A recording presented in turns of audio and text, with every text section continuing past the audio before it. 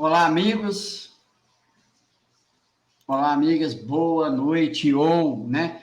Dependendo do horário em que você está assistindo esse vídeo. Desejamos aí muita paz, muita saúde a todos.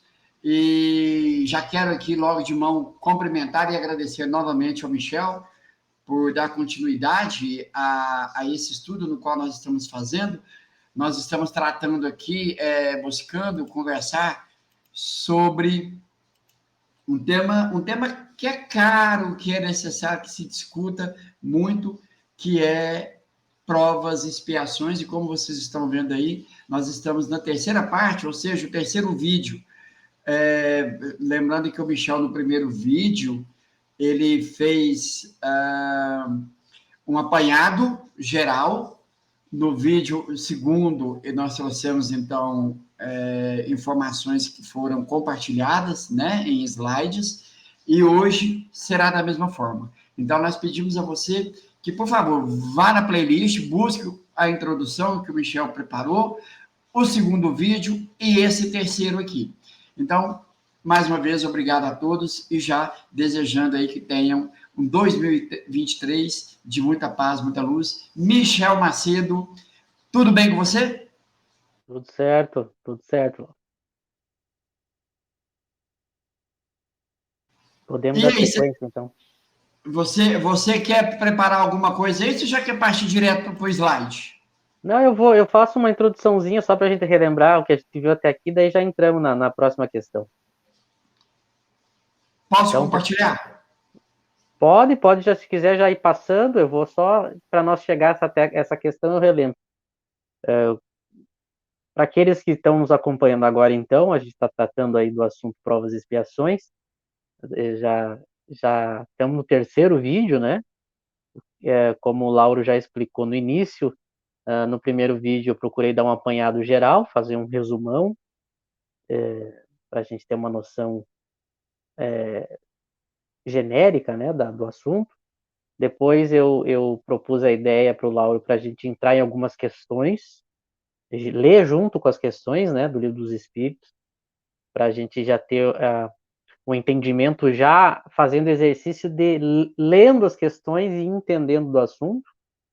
E aí, como a gente não chegou a ver todas que a gente queria ver, a gente vai continuar hoje. Lembrando, claro, que, como eu tenho repetido em todos os vídeos, é um exercício só para a gente começar a entender a lógica do assunto, até uma noção, digamos, da espinha dorsal do assunto, porque, claro, que aprofundar o assunto vai depender aí dos grupos de estudo, que vão estudar questão por questão, vai depender das pessoas que leem sozinhas também, que vão ter que aprofundar, que a gente teria que fazer um curso, uma espécie de curso aí de muitos e muitos e muitos meses para a gente ir, né, fundamentando todo o assunto. A minha ideia, então, é passar pelas questões e traçar uma espinha dorsal para a gente ter uma noção. Toda vez que a gente vê determinadas palavras, determinados assuntos em toda a obra de Kardec, a minha intenção é que vocês, ao verem esses assuntos, já captem a ideia e tenham facilidade de entender toda a lógica que Kardec e os espíritos quiseram dar para o assunto, né? Claro que muitas questões eu já tenho feito isso, muitas questões eu não estou entrando por uma questão didática, que não teria como a gente entrar agora, mas é assim mesmo que o estudo funciona. A gente vai vendo questões, segurando outras e seguindo. Um pequeno resumo do que a gente viu até aqui, né? A gente tratou da ideia de como os espíritos são criados, ou seja, os espíritos são criados todos iguais, né? O conceito que os espíritos usam para isso é simples e ignorante, né? É o modo como eles chamam essa criação de forma igual, feita por Deus. A justificativa é simples. Deus, para ser justo, tem que ter criado todos os espíritos iguais, porque se ele criasse um diferente do outro, ele daria qualidades para uns e não daria para outros. Portanto, ele seria injusto, né? E aí o espírito ele tem que entrar na carne, entrar no corpo, né, e passar por diversas provas, né? Começando a dar ideia de provas. Lembrando que os espíritos e Kardec usam a expressão, né, Deus impõe a encarnação, e a gente já tratou um pouco disso, e quando a gente vê esses termos na obra espírita, o significado espírita desse Deus impõe, né, Deus obriga, significa que são situações, leis universais que todos os espíritos têm que se submeter e não tem como escolher não passar por ela, ou estar submetido a essas leis. Por isso a expressão Deus impõe. Então, o espírito, todos os espíritos são obrigados a passar pelas encarnações e pelas provas. Eu não posso escolher não passar ou não encarnar, né? Então, isso eu não tenho escolha. Por isso que é o termo Deus impõe. Então, a alma ela é criada sem nenhuma qualidade, sem nenhum conhecimento, e através das vidas, né, no corpo físico, devido às necessidades que o corpo físico pede, né? A alma ela tem que então correr atrás para manter o seu corpo, a sua vida, e é nesse momento que essa alma vai começando a adquirir as primeiras experiências, os primeiros conhecimentos, até que ele chega numa fase de conhecimento em que ele já tem condições de escolher, ele desenvolve algo chamado livre-arbítrio, né? E a partir desse momento que ele tem liberdade de escolha, que ele tem livre-arbítrio, ele pode escolher entre o bem e o mal. Durante essas provas, essas experiências que a alma vai passando, ela pode ou passar bem por essas provas, passar mais rápido por essas provas, que é uma expressão que os espíritos usam, submeter-se a essas provas, que a gente teria que também, a gente já abordou um pouco isso no segundo encontro, o que quer dizer se submeter-se, né? A noção de submissão da doutrina, ela tem um conceito próprio, né? Não se trata de algo passivo, a gente não vai desenvolver aqui, mas eu só estou dando uma pincelada para a gente entender. Então, a alma que vai passando pelas provas de uma maneira submissa, ou seja, no sentido espírita, ela vai aproveitando da melhor maneira essas provas, ela chega mais rápido até uma fase da evolução do espírito que Kardec e os espíritos chamaram de perfeição, ou perfeição moral, que é a fase do espírito puro. E que lá ele tem a felicidade plena, depois que o espírito aprende tudo e desenvolve todas as virtudes, ele adquire a felicidade plena. Mas o espírito, quando ele desenvolve a sua liberdade de escolha, desenvolve o seu livre-arbítrio, ele pode escolher o mal. Quando ele escolhe o mal, o caminho do mal, ele atrasa a chegada dele nesse fim, onde está a felicidade, nessa perfeição moral. E aí ele gera várias situações, provas, que ele não precisaria passar. E essas provas, que são decorrência da escolha no mal, e essas provas que atrasam a chegada no espírito da felicidade suprema, da perfeição moral, essas provas, esse tipo específico de prova que ele não precisava passar e é consequência da escolha do mal, os espíritos de Kardec vão chamar de expiação, que é um tipo específico de prova que é consequência da escolha do mal que o espírito faz através da sua livre escolha. E, portanto, ele atrasa a sua evolução e cria diversas situações que ele não precisaria passar. A gente viu também que essa escolha do mal não precisaria ocorrer, por isso que ela é uma perda de tempo na evolução do espírito. O espírito não precisa passar pelo mal para chegar até a perfeição moral. Ele só escolhendo o caminho do bem, ele já chegaria lá. Por isso que o espírito, quando ele escolhe o mal, ele não precisaria, ele está perdendo tempo e gerando toda uma série de dores e sofrimentos que não precisaria passar, que ele vai ter que aprender a resolver tudo isso. E essas situações são chamadas expiações. E aí a gente foi para a questão da escolha do gênero das provas, né?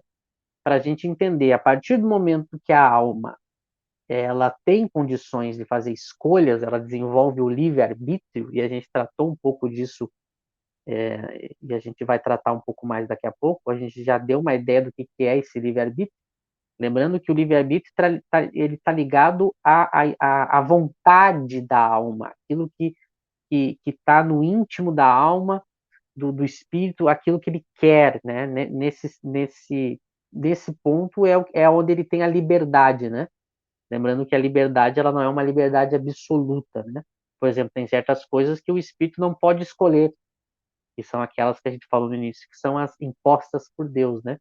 Mas a liberdade, quando a gente fala o livre-arbítrio, ele está no campo da vontade, né? E nessa o espírito ele tem plena, plena liberdade, né? Quando a gente fala em livre-arbítrio.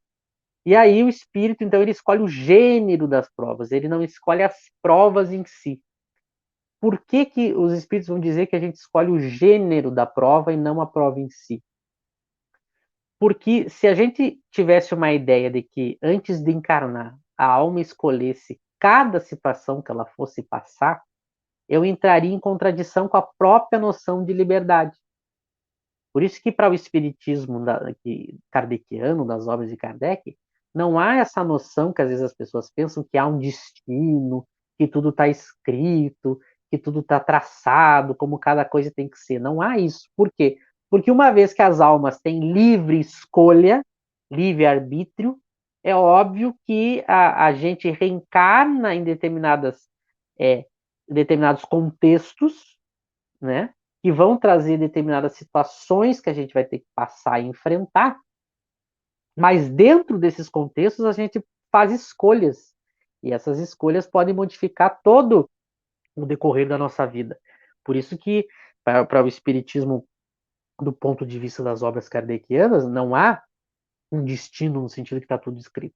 Então, o espírito, ele analisa aquilo que falta ele aprender, ou situações que ele tem que corrigir, que são fruto das escolhas passadas dele, e ele escolhe o gênero da prova. Então, ele escolhe determinados contextos em que ele tem tendências a enfrentar determinadas situações que ele não enfrentaria em outros contextos, e isso ele escolhe. Agora, o detalhe do dia a dia, acontecimentos que a gente tem no decorrer da vida da gente, são consequências de escolhas que a gente faz aqui mesmo. Às vezes as pessoas pensam que tudo está ligado com a vida passada, com a reencarnação passada, e na verdade não. A maioria dos acontecimentos que a gente passa aqui, né, os pequenos acontecimentos do cotidiano, sejam bons ou ruins, são escolhas que a gente faz através do nosso livre-arbítrio nessa encarnação mesmo. Não tem nada a ver com a escolha das provas, ou com vida passada, ou com expiação. Não tem nada a ver com isso. Por isso que o espírito escolhe no sentido macro, né, o contexto maior, né, que ele vai reencarnar. Então, esse é um breve resumo de tudo que a gente viu até aqui, né? Agora eu quero pegar a questão 269 para a gente entender uma outra coisa que às vezes as pessoas não prestam atenção, e às vezes a gente repete isso sem perceber que para a obra espírita não é bem assim. Então eu vou ler a questão, vou ler a resposta e vou fazer uma contextualização para ver como às vezes a gente verbaliza coisas e prestando um pouco mais de atenção e cuidado no livro dos Espíritos, ou nas obras, todas as obras de Kardec, a gente vai ver que não é bem assim como a gente pensa às vezes. É a questão 269 do livro dos Espíritos. Imaginem, uma vez que a alma pode escolher o gênero de provas, né? Essa pergunta tem todo sentido. 269. O espírito pode enganar-se quanto à eficácia da prova que escolheu? Olha que pergunta inteligente. Porque se eu escolho, será que eu não posso fazer uma escolha equivocada nas minhas provas?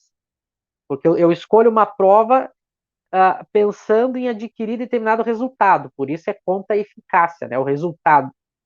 E eu, de repente, eu me engano na prova que eu escolhi. Eu escolho aquela prova pensando que eu vou atingir determinado resultado, mas eu me engano, porque eu atinjo outro. Então, será que isso pode acontecer? Vamos ver a resposta que os espíritos dão. Pode escolher uma que esteja acima das suas forças e sucumbir.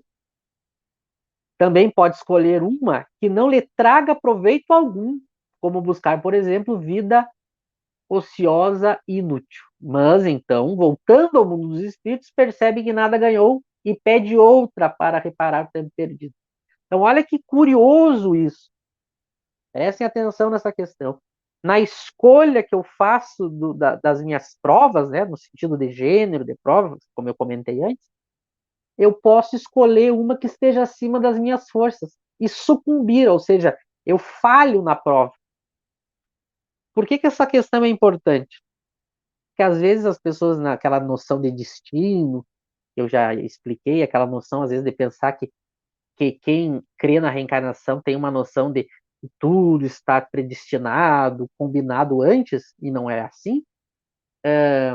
Existe uma frase popular que a gente diz, né? Deus não dá uma cruz mais pesada que a gente possa carregar. Realmente, Deus não, porque Deus não se equivoca, mas nós, através da nossa livre escolha, podemos escolher uma cruz mais pesado do que a gente pode carregar, usando aí a metáfora da cruz, né? Cada um carrega sua cruz, a metáfora no sentido de que cada um tem as suas questões para resolver, né? As suas provas para passar, para evoluir. Mas pode acontecer que o espírito, como ele é um ser que tem livre vontade, livre arbítrio, mas ele é imperfeito, ele pode escolher uma prova, mas a prova ela é muito difícil. Ele está além das forças e o espírito, então ele não consegue vencer essa prova. Então é muito importante que a gente lembre que do ponto de vista espírita, às vezes a gente pode escolher situações que são situações que a gente não tem ainda condições de aguentar. Isso é curioso para as pessoas entenderem o papel do livre-arbítrio no estudo das provas. Quando a gente for estudar provas e expiações, o papel da liberdade ou do livre-arbítrio também tem que ser entendido. Por isso que eu escolhi questões, nós vamos ver as próximas, questões que estão ligadas ao livre-arbítrio. Que a gente precisa, para entender provas e expiações, também entender um pouco do livre-arbítrio, porque uma coisa complementa a outra. Então, lembre, o espírito pode sim escolher provas que estão acima das suas forças. Então, as pessoas que estão nos ouvindo, às vezes, as pessoas pensam, poxa, eu estou passando por determinada situação e eu tenho que passar, mas está difícil demais. Muito cuidado com esse eu tenho que passar. Não abrace situações e problemas que estão além da sua capacidade. O espírito, ele não é obrigado a fazer isso, ele faz por equívoco. Mas a gente não precisa fazer isso. Então, quem está nos ouvindo, que vai usar esse conhecimento para analisar cada uma a sua própria vida, a gente não tem acesso à vida das pessoas, mas que lembre-se disso. Nem tudo a gente é obrigado a passar. Às vezes a gente acha que tem que passar ou quer abraçar muitos problemas e abraça problemas além do que a gente tem capacidade. Por isso a importância do autoconhecimento, para a gente saber qual é o nosso limite. Porque o espírito vai ser cobrado dentro do limite das suas forças. Porque se ele escolher provas além das suas forças, ele vai sucumbir. Então é curioso. E aqui depois na questão ele dá as duas extremidades, né? O primeiro caso é o espírito que escolhe uma prova além das suas forças e ele acaba sucumbindo. É um erro ele fazer isso. E aí depois na questão ele mostra um outro caso, que é o espírito que escolhe uma prova aquém das suas forças, ou seja, ele escolhe uma prova, como ele diz ali, ó, também pode escolher uma que não lhe traga proveito algum, como, por exemplo, né, buscar uma vida ociosa e inútil. Então, aqui é o outro extremo, também o espírito, através da sua livre vontade, ele pode escolher situações em que ele tem uma vida fácil, muito fácil. Ou seja, então, um escolhe peso demais e outro peso de menos. Os dois estão equivocados. Os dois vão deixar de aprender na medida certa. Então, a gente tem que sempre observar isso no nosso dia a dia. E lembra, o estudo do Espiritismo é para a gente trazer para a nossa vida. Observe a sua vida e veja o que é prova de mais e o que é prova de menos. Mas tem que ser uma decisão séria, sincera, para que a gente saiba aquilo que a gente pode e o que a gente não pode fazer. Por isso que quem quer ser santo não consegue. Assim como também aquela pessoa que não quer fazer nada também vai deixar de aprender. E aí ele mostra, né? Mas então, voltando ao mundo dos espíritos, percebe que nada ganhou e pede outra para reparar o tempo perdido. Então, o espírito às vezes pode se equivocar nessas escolhas, e aí ele chega no mundo espiritual e ele diz: poxa, eu preciso reparar o tempo perdido e escolher agora provas mais adequadas, mais corretas, onde vão ser mais eficazes para aquilo que eu preciso aprender. Mas lembra, a alma não precisa esperar voltar para o mundo dos espíritos, desencarnar, para já retomar o caminho e ir reparando o tempo perdido. A gente pode já encarnados, ao fazer uma análise séria da nossa vida, saber aquilo que a gente pode ou acelerar ou diminuir a velocidade. Por isso que é uma decisão pessoal, íntima, e que deve ser feito com muita análise, mas tem que ser feito. Então, eu sempre comento quando estudo essa questão com quem está ouvindo. Olha, analise a sua vida e veja quais são as situações que você está criando através das suas escolhas e veja se você está realmente aprendendo, evoluindo, ou se você está pesando demais ou está pesando de menos. Mas é importante comentar que as pessoas podem pesar demais. Porque às vezes não se comenta isso. Mas tá na obra. Mas nota que isso é o bom senso. Porque também é um equívoco criar provas pesadas demais. Também é um equívoco. Isso é importante. Às vezes só se comenta o lado de cá, né? O lado da ociosidade, da vida inútil, da maldade. Mas também a pessoa que quer abraçar muita coisa, ela acaba por não aprender. Por quê? Porque a grande questão da alma não é a quantidade. Às vezes a gente quer fazer muita coisa, mas a gente não faz com qualidade. E o importante é fazer com qualidade. Então, até para as coisas boas, é isso o que eu quero salientar nessa questão, até para as coisas boas do aprendizado, se eu fizer demais, eu acabo perdendo a qualidade do aprendizado. Então, eu tenho aquele aluno que estuda pouco, mas eu também tenho aquele aluno que vai estudar demais, daqui a pouco ele começa a se prejudicar. Ele deixa de aprender com qualidade porque ele está tentando colocar muita informação que ele não tem capacidade de, de dar conta, né?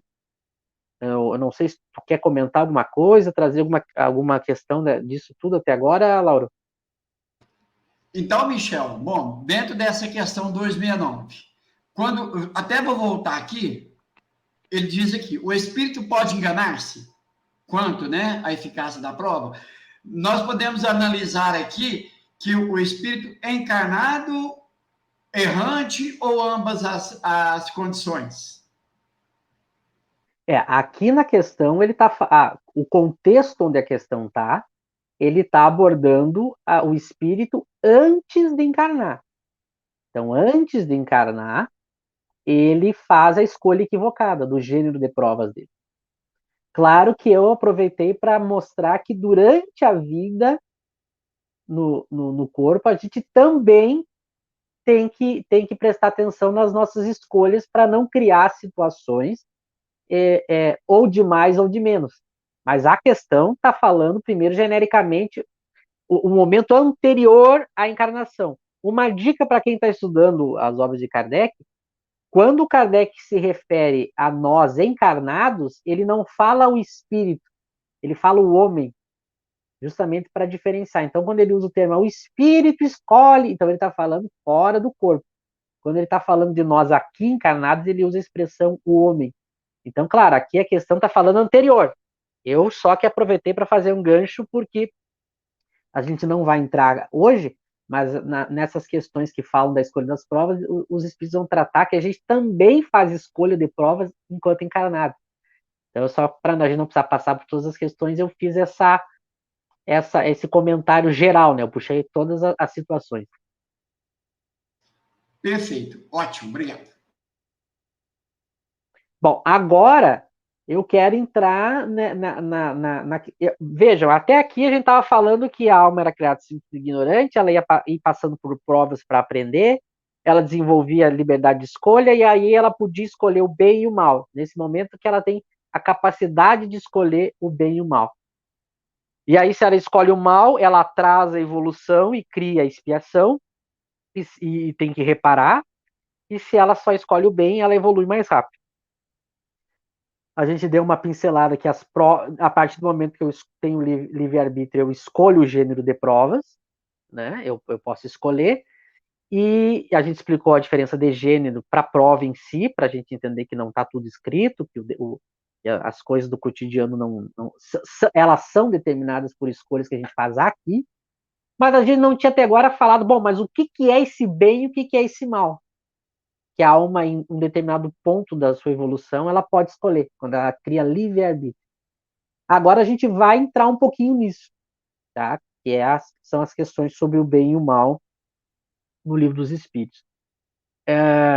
Algumas, algumas considerações antes de entrar nisso, para quem está estudando, né? Que eu gosto sempre de colocar esses parênteses, porque eu sei que ajuda quem está estudando.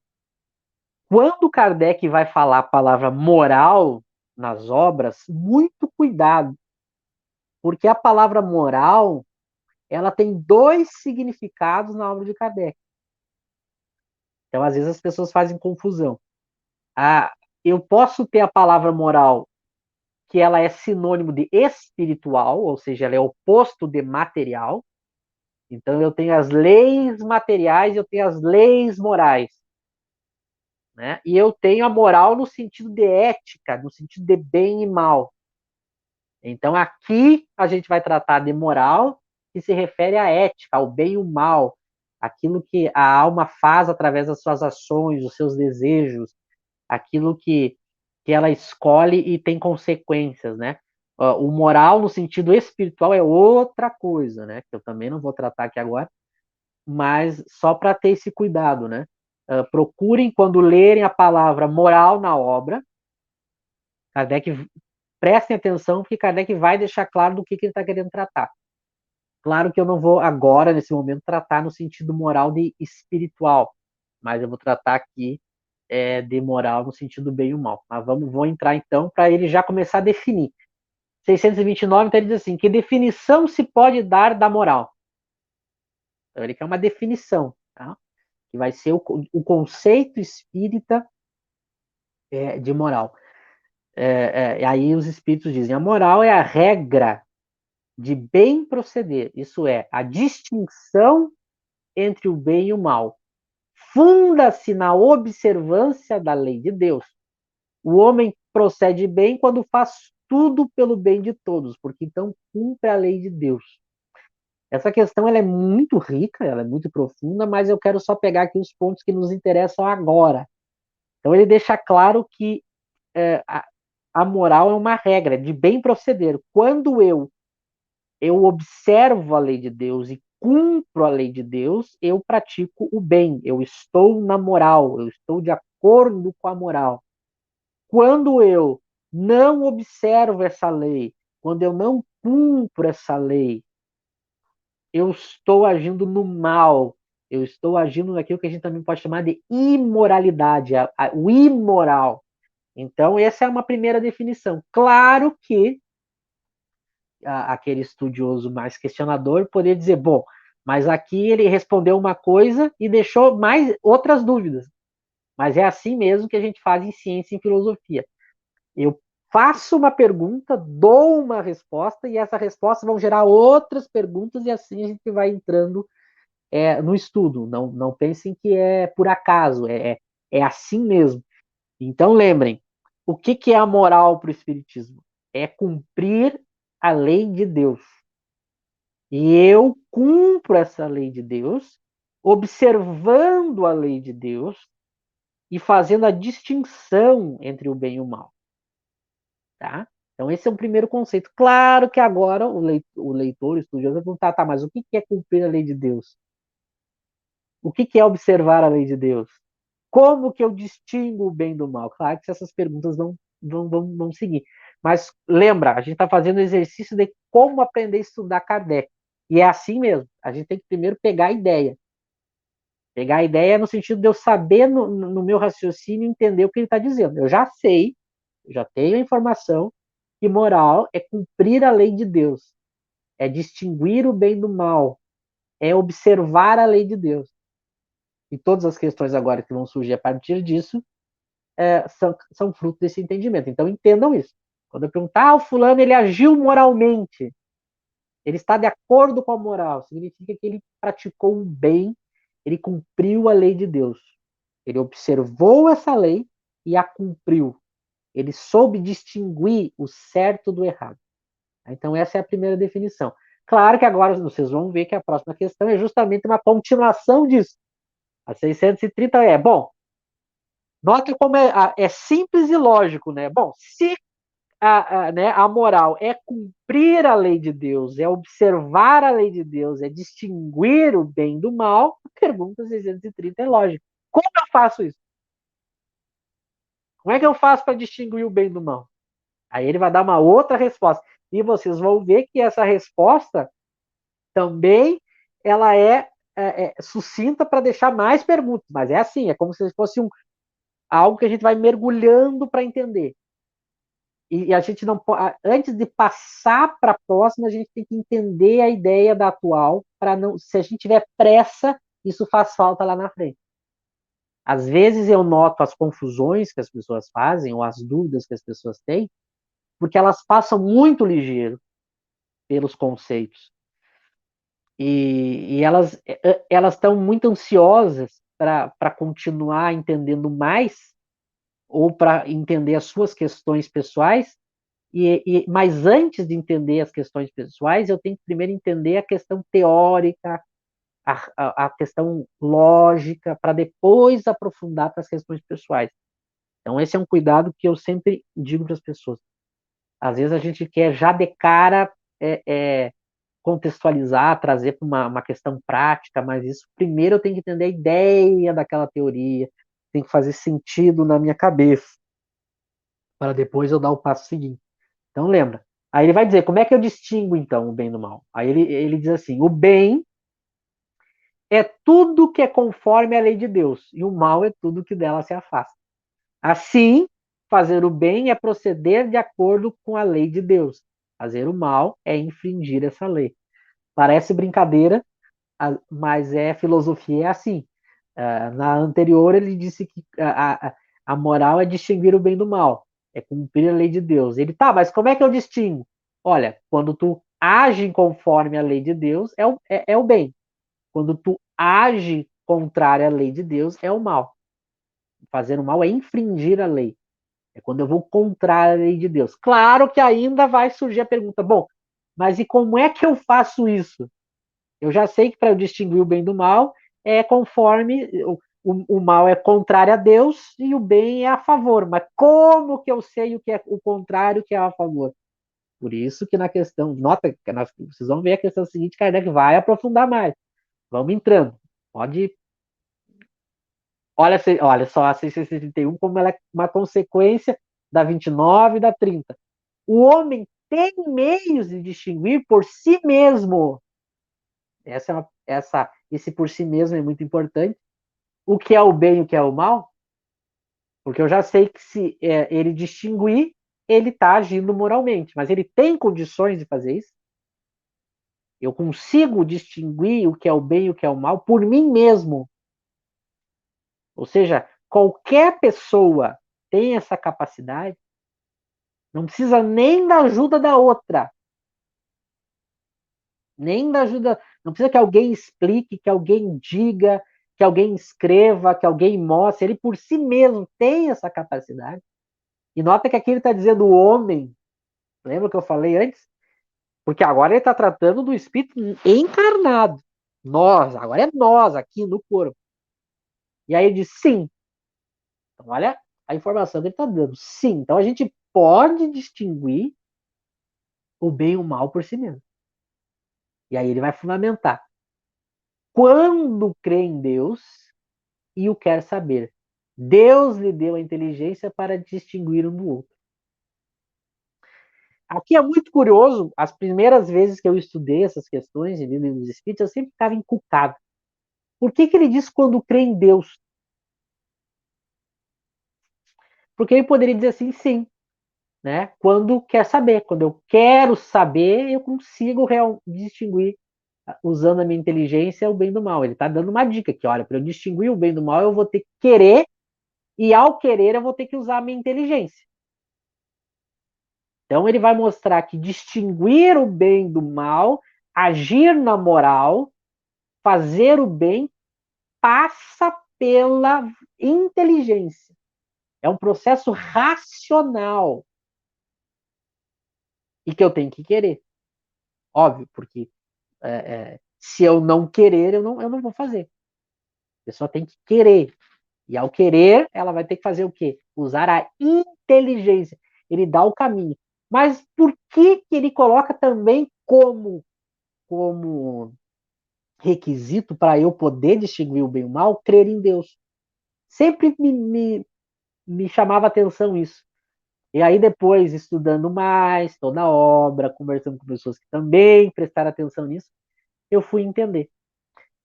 Não se preocupem que eu vou dar a referência para a gente entender isso, tá? Mas eu não vou entrar nisso. Eu não vou ser maldoso de não dar referência para as pessoas não ficarem curiosas. Mas eu não vou entrar no porquê que ele coloca isso. Mas para quem quiser entender melhor, vá na Gênese, tá? No capítulo sobre Deus, no capítulo 2 da Gênesis, que é sobre Deus. Lá, Kardec vai explicar por que a crença em Deus no Espiritismo é um meio de eu entender e aprender a distinguir o bem do mal. Por que para a teoria espírita, sem a crença em Deus, eu não consigo ter uma noção completa do que é o bem e do que é o mal? Por isso que quando a gente vai a estudar as teorias que tratam da moral nos filósofos materialistas, que não creem em Deus, vão ter problemas nas teorias deles. Eles vão ter belas teorias sobre a moral, inclusive teorias que nos ajudam a entender a moral espírita, mas elas sempre vão ter partes faltando. É uma incompletude na teoria. Porque nós vamos aprender lá no capítulo 2 da Gênesis, eu não vou entrar, eu estou só fazendo a propaganda, mas a gente vai entender que a crença em Deus, segundo o Espiritismo, nós estamos dentro, lembra, nós estamos no interior da teoria espírita. Essa crença em Deus aqui é a crença conforme o Espiritismo apresenta a Deus. Ela vai ser fundamental para eu entender, distinguir o bem do mal. E as próprias doutrinas espiritualistas, que na sua maioria são as religiões, mas os próprios filósofos também, que estudam a moral, também vão ter problemas no decorrer da sua teoria, justamente porque a crença em Deus que elas têm não é a mesma crença em Deus que o Espiritismo tem, e elas vão apresentar falhas. É por isso que o estudo da moral, ela foi, no decorrer da história da filosofia, ela foi perdendo força. É por isso que se chegou a uma ideia, se chegou ao ponto em determinados filósofos de pensar que a moral ela era algo inventado, ela era fruto de um contexto social, fruto de um contexto cultural, e alguns filósofos chegaram ao ponto de dizer que a moral é uma invenção que nem necessária é. Há filósofos que combatem a moral, justamente por a questão do materialismo e da noção não espírita sobre Deus.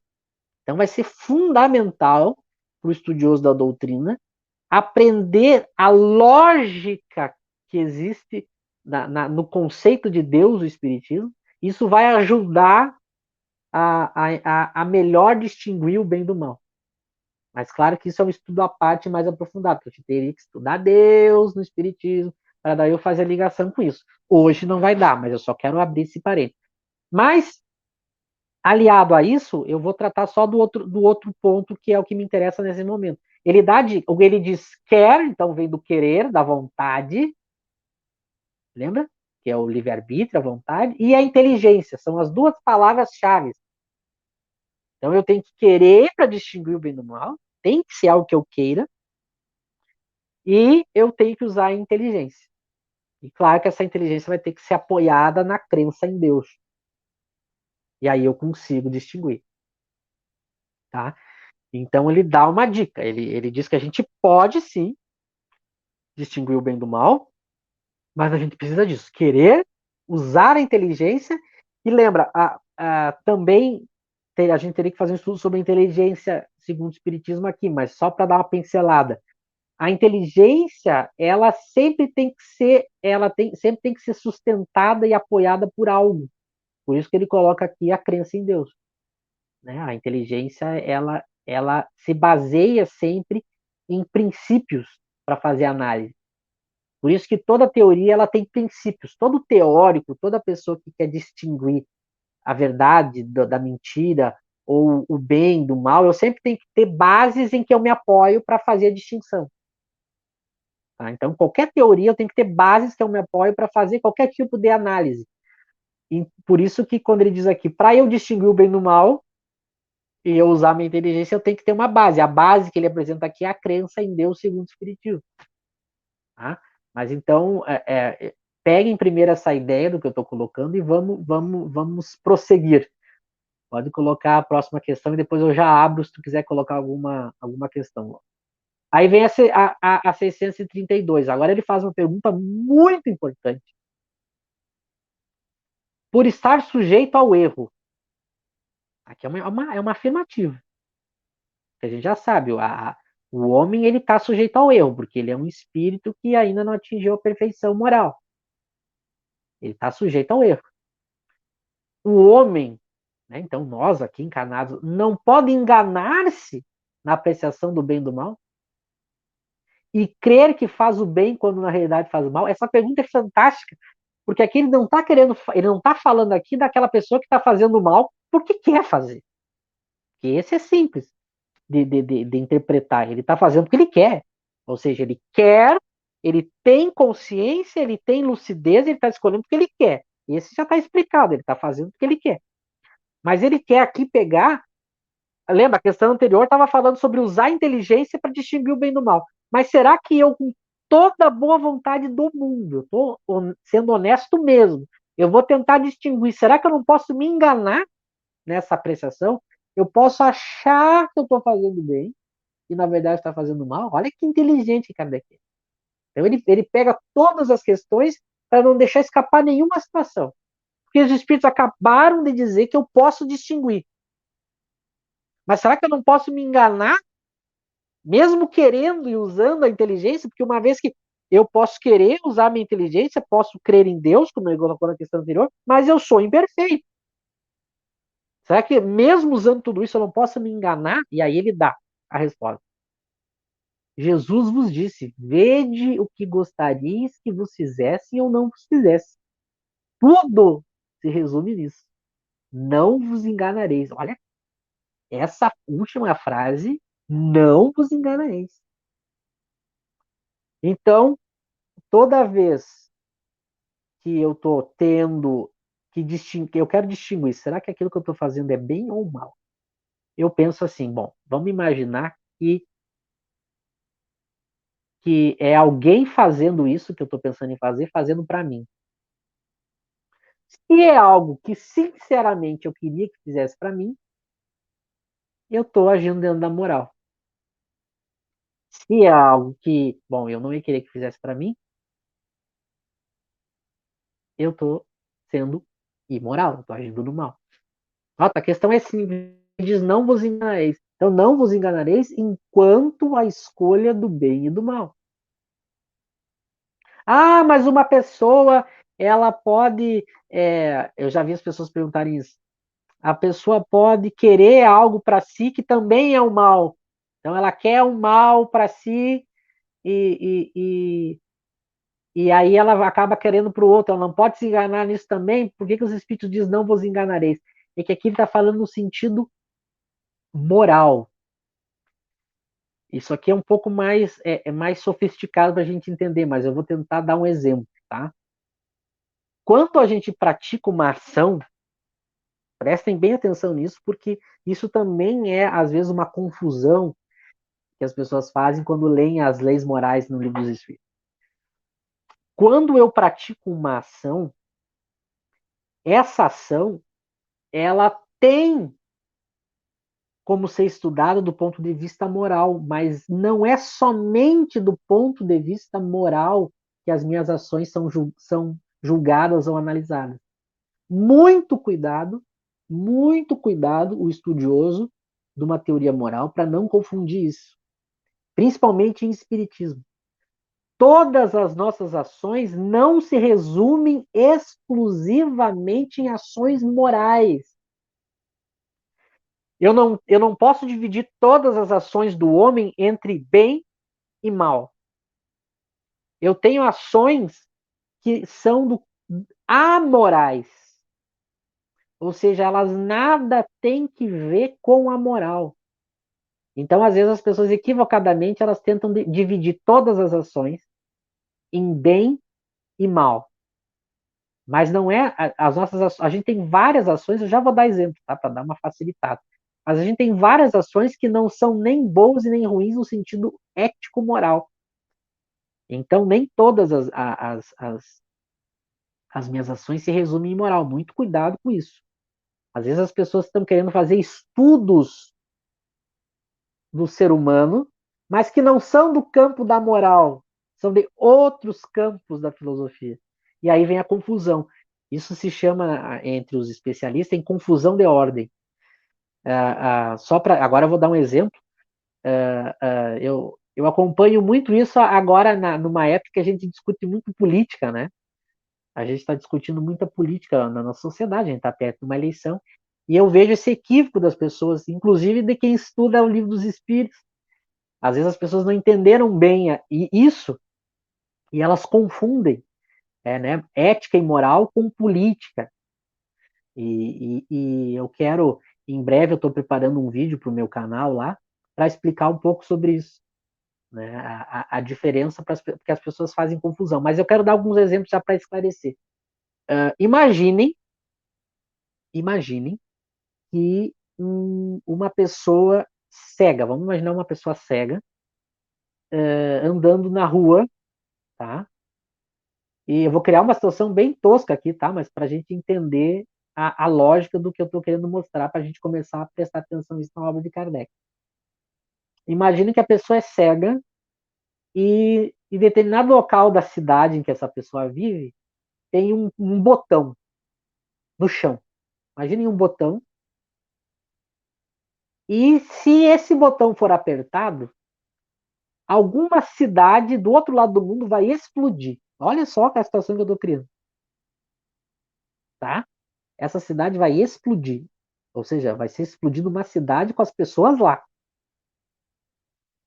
E aí eu tenho duas pessoas. Eu tenho uma que enxerga e sabe que esse botão está ali e sabe o que esse botão faz. E eu tenho uma pessoa cega que não sabe da existência desse botão. Muito menos, logicamente, do que esse botão faz.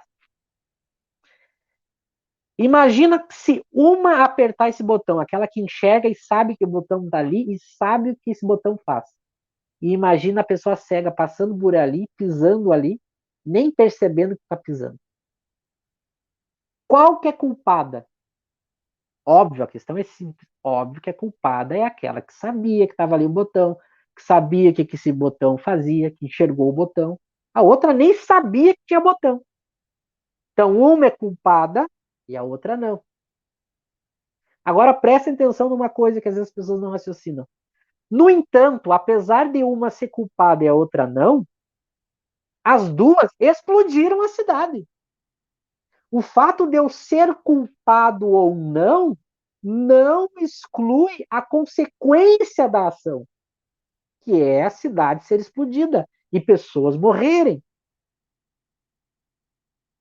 Então, o que determina se eu sou culpado, agora do ponto de vista moral, se eu estou agindo no bem ou no mal, é conforme o meu nível de esclarecimento. Conforme aquilo que eu sei e faço por uso do meu conhecimento e da minha vontade, isso determina se eu estou agindo no bem ou no mal. Aquilo que eu faço sem saber não tem consequências morais. Não tem consequências morais. Eu não sou culpado moralmente. Mas a atitude que eu fiz, mesmo sendo um cego, vai ocasionar consequências.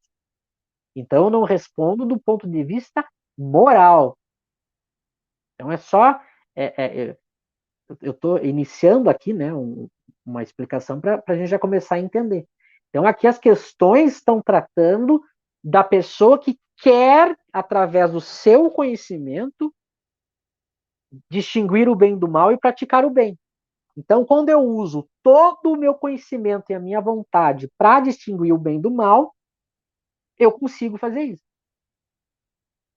Mas não quer dizer que todas as ações que eu estou escolhendo não possam vir gerar para outras pessoas consequências que não é aquelas consequências que aquelas pessoas queriam. Então, prestem muita atenção nisso. Quer colocar alguma coisa até aqui, Lauro? Fica à vontade. Não, não, Michel, beleza, pode tocar o bonde. Vamos para a próxima, então, porque é um complemento. Ai. Por que que tem a 633? Para a gente entender. A 632 mostra que uma maneira de eu distinguir o bem do mal é eu, em relação ao outro, pensar aquilo que eu estou fazendo para o outro. Se ele estivesse fazendo para mim, eu ia querer. Então eu coloco o outro como referência. Então, na relação de sociedade, a gente se relacionando com o outro, na família, no serviço, na casa espírita, na igreja, na rua, onde for, na relação onde existe o outro, a minha referência vai ser sempre essa. Aquilo que eu estou fazendo para o outro, eu tenho que pensar se eu queria que ele fizesse para mim. Então, aí vai ser o ponto para eu distinguir. Mas, com relação a eu mesmo, como é que eu distingo? Aí não tem o outro. Por exemplo, escolhas que eu faço que só afetam a mim. Qual é o meio que eu posso usar para distinguir? E aí não adianta usar de referência o outro, porque eu não estou fazendo algo para o outro, estou fazendo para mim. Porque as nossas atitudes, elas estão em relação aos outros, mas também comigo mesmo. Por isso, 633. Kardec, ele quer pegar todas as ações, não pode deixar escapar nenhuma. Então, ele pegou do ponto de vista de relação com o outro. Agora, ele quer pegar a relação a... Ó, a regra do bem e do mal, que se poderia chamar de reciprocidade ou de solidariedade, não pode ser aplicada à conduta pessoal do homem para consigo mesmo, que é o que eu falei. A relação comigo mesmo é diferente da relação com os outros. Achará ele na lei natural a regra dessa conduta em um guia seguro? Como é que eu acho um guia agora para distinguir o bem e o mal das escolhas que eu faço para mim, que tem a ver só comigo? Aí ele diz assim: quando comeis em excesso, isso vos faz mal. Pois bem, é Deus quem vos dá a medida do que necessitais. Quando ultrapassais essa medida, sois punidos. Dá-se o mesmo em tudo. A lei natural traça para o homem o limite de suas necessidades. Quando ele ultrapassa, é punido pelo sofrimento. Se o homem sempre escutasse essa voz que ele diz basta, evitaria a maior parte dos males de que acusa a natureza.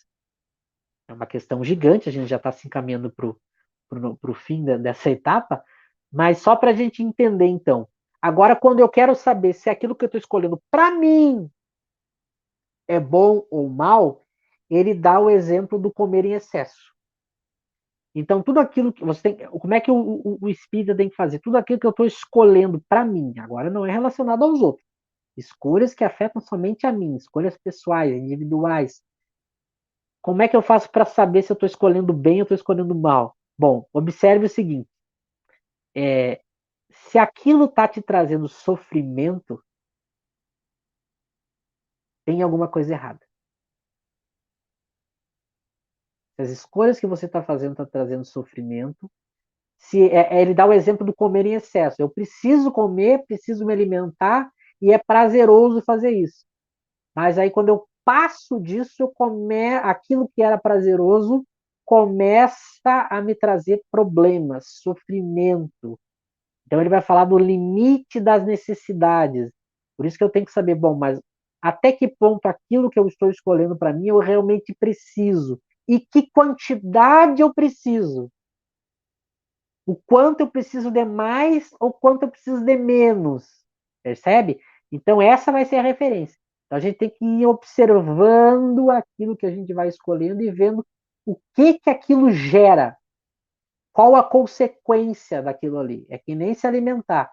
Eu começo a me alimentar e eu vejo que eu estou começando a ficar com azia, com má digestão, que eu estou começando a perder a saúde, a engordar além do limite, a trazer uma. Eu começo a ver, opa, peraí. Então eu tenho que diminuir. Ou o contrário. A pessoa que come de menos, a gente está usando aqui essa metáfora.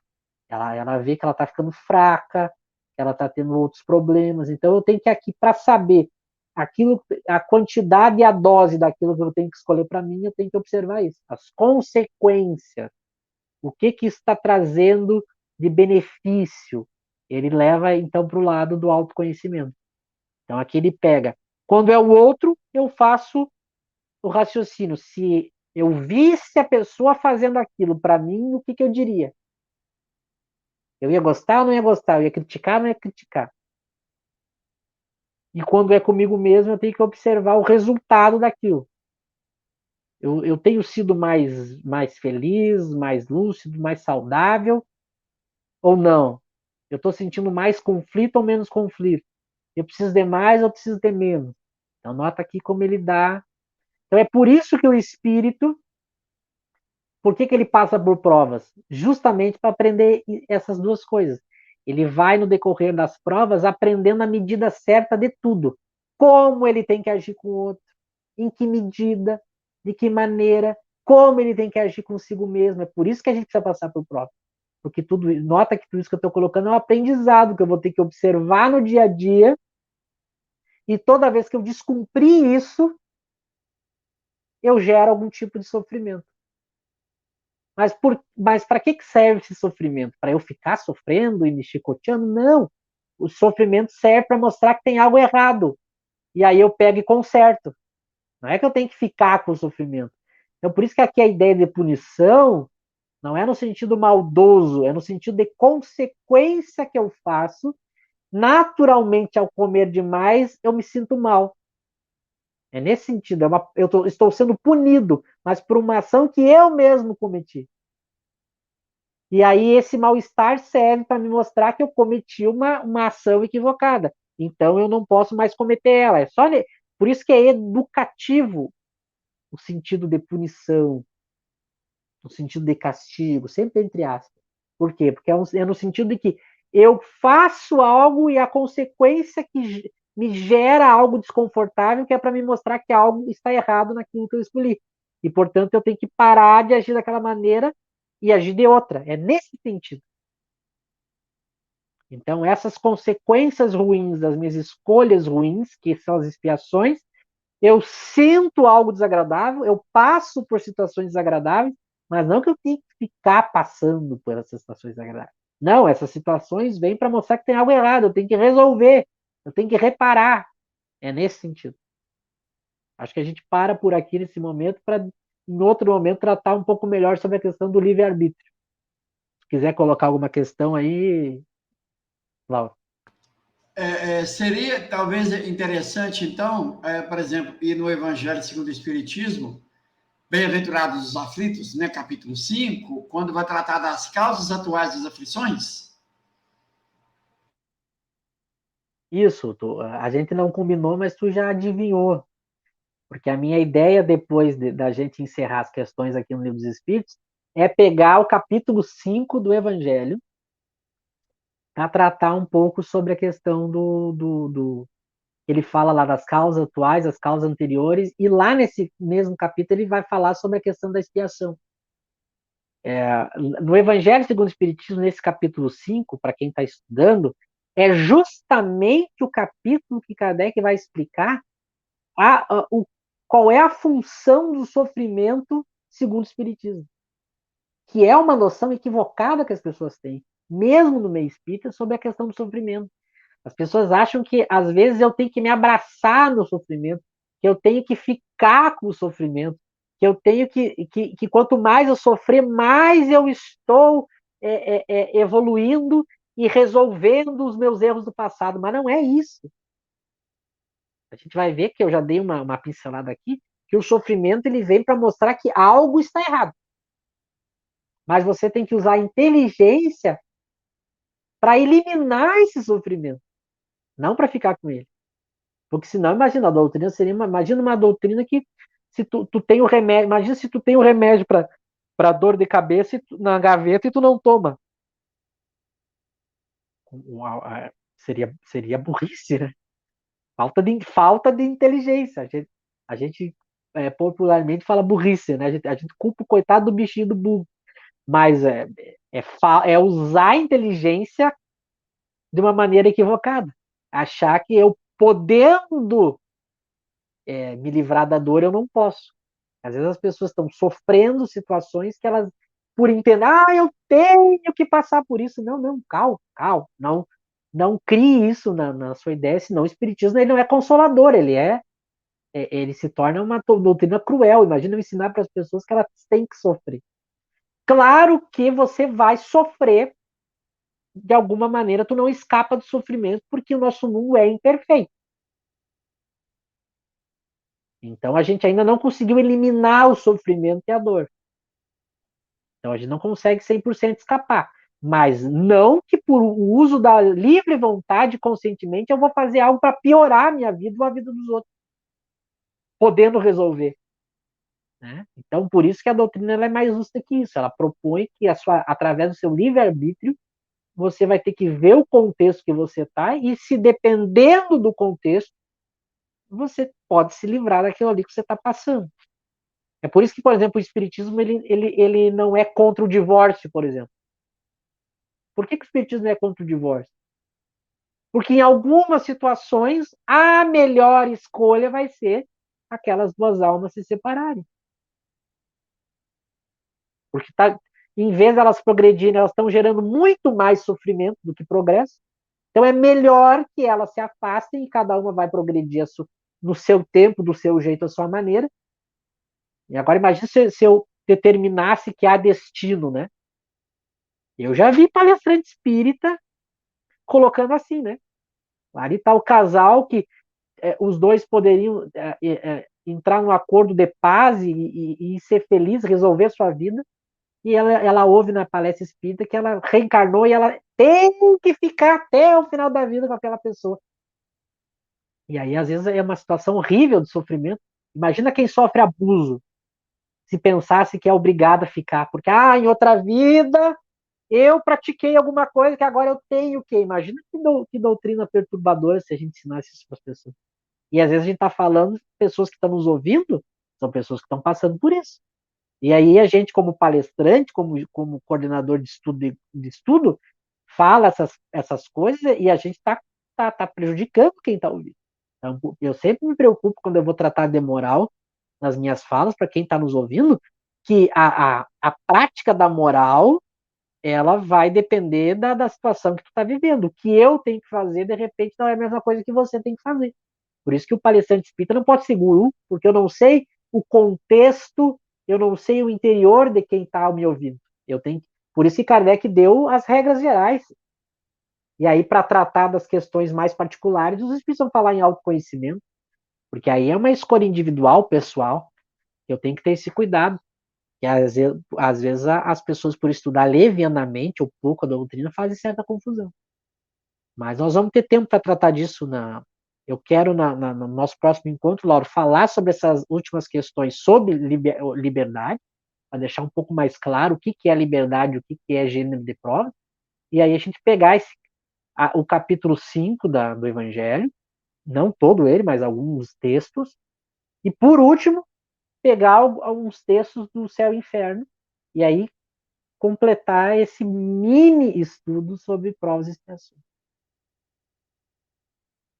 Muito bom. Então, nós já ficamos combinados, então, pessoal, para o próximo encontro. Então, teremos um quarto vídeo, onde vai continuar tratando da ideia da prova, da expiação, dos gêneros de provas, então, do bem e o mal. Nós estamos falando, né, nós falamos da escolha das provas, bem e o mal, e depois vamos adentrar no livre-arbítrio. E, é claro, isso é uma provocação, como o Michel bem disse, para que estimule as pessoas a aprofundar no estudo. Michel, eu quero agradecê-lo mais uma vez por se colocar à disposição para esse estudo, para a gravação desse vídeo, e com certeza teremos vários tantos outros aí para que a gente possa estudar mais o Espiritismo. Passo para você, Michel, para suas considerações finais. Então, meu amigo, muito obrigado. Eu que quero agradecer pela oportunidade de vocês estarem me dando esse espaço, porque o meu intuito é ajudar, né? É ajudar as pessoas a lerem, a pensar. Esse é o nosso único intuito, né? Então, como eu acredito que as pessoas estão interessadas, eu procuro dar a minha colaboração. Então, eu espero que as pessoas vejam o que a gente conversou, procurem os textos, né, anotem dúvidas, se preparem já para os próximos encontros, né? Já deem uma lida lá no Evangelho, já deem uma lida lá no Céu e Inferno, porque é assim mesmo. Notem que a cada encontro a gente aborda tudo de novo, dá uma resumida, dá um passinho. Aborda tudo de novo, dá uma resumida, dá mais um passinho. Mas é bem assim que a gente tem que fazer, entendendo a lógica, entendendo os conceitos, e que a gente possa seguir aí nesses estudos, então. Muito obrigado a todos.